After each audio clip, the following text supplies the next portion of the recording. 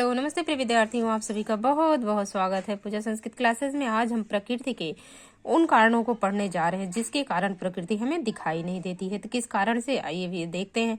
अति दूरात् सामीप्यात् इंद्रिय घातान मनो अनवस्थानात् सौक्ष्म्यात् व्यवधानात् अविभवात् समाना विहारास्य।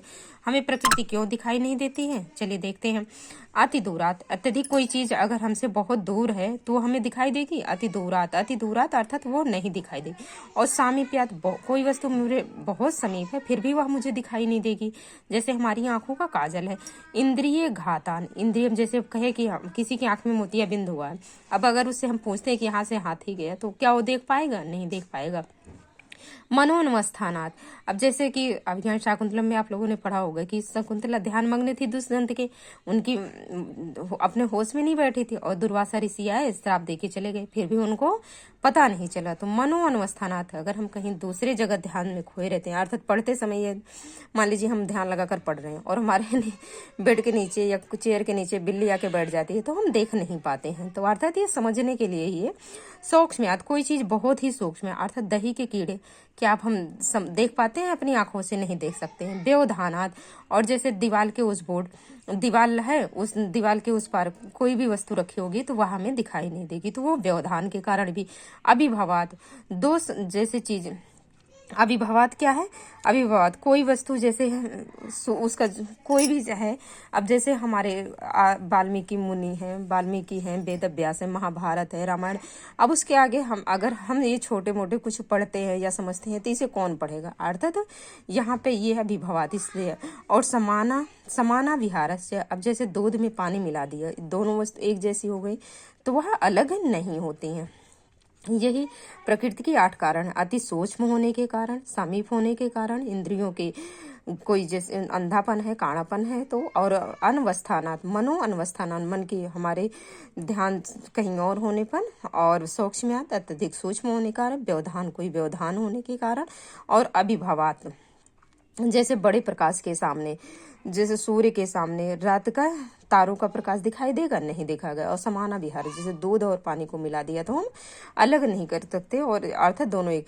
देखते हैं, थोड़ा देर में ही समझते हैं, अर्थात विस्तृत समझे रहेंगे तो हम क्वेश्चन को तो बहुत ही आसानी से अटेम्प्ट कर लेंगे।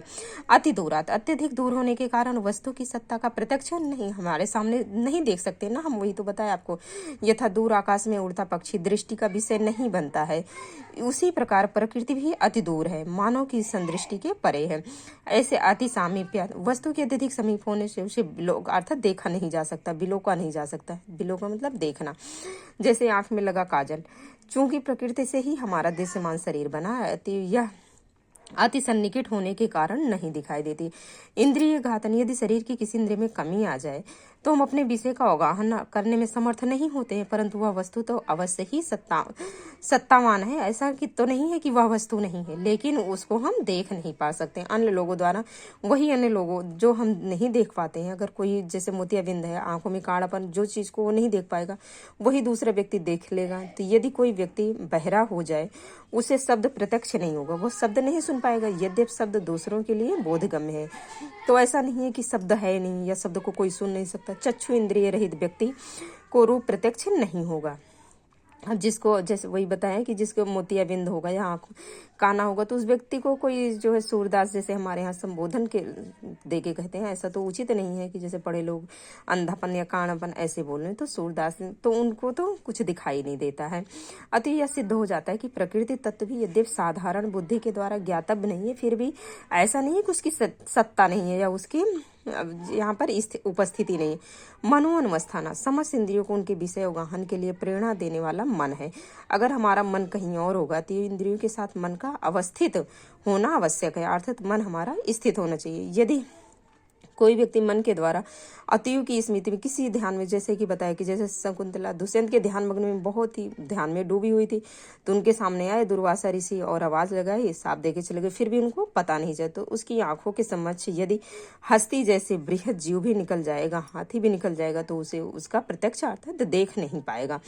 वहाँ इंद्रियां भी हैं, क्रियाशील भी हैं, फिर प्रत्यक्ष क्यों नहीं हुआ? कारण है कि मन का इंद्रियों के साथ संयोग नहीं था, अर्थात तुम्हारा मन कहीं और था। इसी कारण प्रकृति के तत्व भी सर्वस्थान पर प्राप्तव्य है, परंतु मन की अनवस्था के कारण ही अदर्शनीय है, अर्थात हमें दिखाई नहीं देते। सूक्ष्म अति सूक्ष्म होने के कारण भी व्यक्ति नंगी आंखों से कोई वस्तु नहीं देख सकता। यथा दही में स्थित हजारों संख्या में कीड़ों की उपलब्धि, जल, वायु, अग्नि आदि तत्वों के परमाणु सूक्ष्म होने के कारण परिलक्षणीय नहीं है। तो यह सिद्ध हो जाता है कि तत्व की सूक्ष्मता का दृष्टव्य होने पर भी उसकी सत्ता का जगत में है, उसकी सत्ता है। इसीलिए प्रकृति भी संसार में विद्यमान है।